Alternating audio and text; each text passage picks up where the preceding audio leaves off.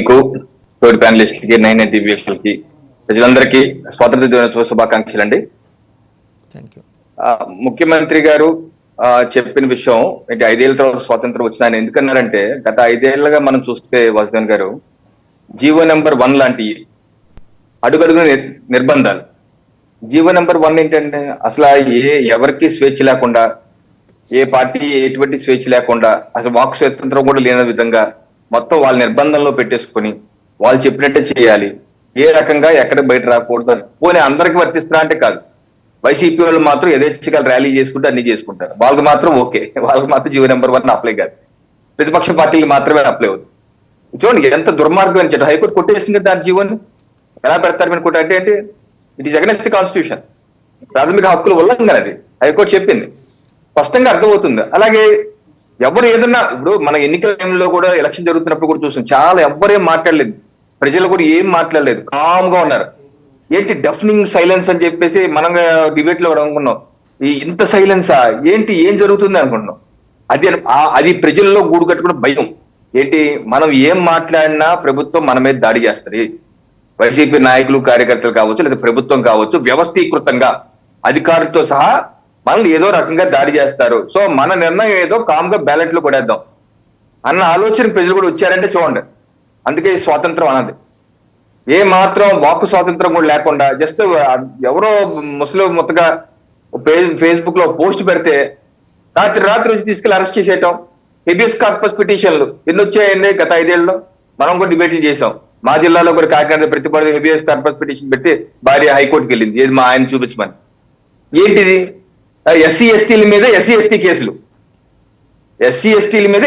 కేసులు, ఎప్పుడు చూడనటువంటి విధానం అన్ని చూసాం. అందుకంటే ఒక దమనకాండ, ఒక నియంతృత్వ పాలన. అందుకే ముఖ్యమంత్రి గారు దాన్ని తెలియజేస్తూ మరోసారి స్వాతంత్రం వచ్చింది అన్నది చెప్పడంలో అతిశయోక్తి లేదు. అలాగే డిప్యూటీ సీఎం గారు కూడా చెప్పారు, ఇప్పుడు ఎర్రచందనం గురించి గతంలో గత ప్రభుత్వం 2019 ముందు ఉన్నటువంటి ప్రభుత్వం కూడా వాళ్ళు చాలా గట్టిగా ఎర్రచందనాన్ని అణచివేయటకు, అటువంటి కటింగ్లు చేయకుండా ఉంటా కూడా చెన్నై నుంచి వచ్చినటువంటి కార్మికుల మీద బుల్లెట్ ఫైరింగ్ చేసే స్థాయికి కూడా అది వివాదాస్పదం అయినా ఆ యొక్క ఇంటెన్సిటీని తగ్గించడానికి, ఎందుకంటే ఏదో ఒకటి గట్టి నిర్ణయం తీసుకోకపోతే ఇది తగ్గదు అని చెప్పేసి కొంచెం ఇబ్బంది అయినా సరే చేశారు ఆ పని, కొంత తగ్గింది.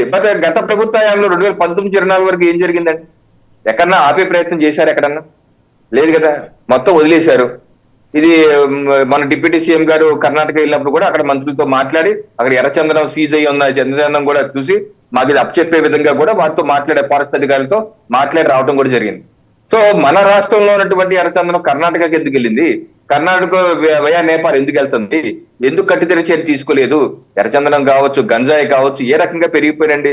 దేశంలో ఎక్కడ గంజాయి పట్టుకున్నా సరే మూలాలు వచ్చేసి అరకు ఏదో బ్రాండ్, అది వెరైటీ బ్రాండ్ పేరు ఏదో బాగుంటుంది పేరు, ఆ పేరుకి వెళ్ళిపోతుంది.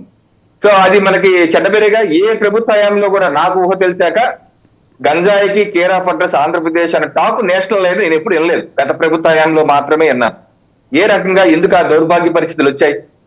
ఇప్పుడు తెలుగు తెలంగాణ కానీ ఆంధ్రప్రదేశ్ కానీ తెలుగు వాళ్ళందరూ బాగా కష్టపడతారు, తెలివితేటలు ఉన్నవాళ్ళు, ప్రపంచంలో ఎక్కడికన్నా వెళ్ళి బతుకుతారు, దూరదృష్టి ఉన్నవాళ్ళు, ఇలా మనకు మంచి పేరు ఉంది.